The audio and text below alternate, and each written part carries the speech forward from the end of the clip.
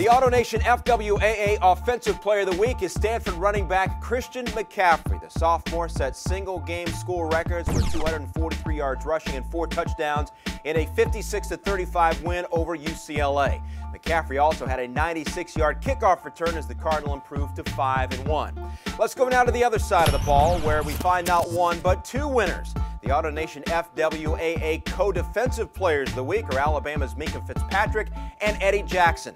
Fitzpatrick is believed to be the only player in Bama history to return 2 pick sixes, including this one for 33 yards that gave them the early lead. Teammate Eddie Jackson also had 2 picks, including this one that was brought back 93 yards for a touchdown, the 3rd longest in school history.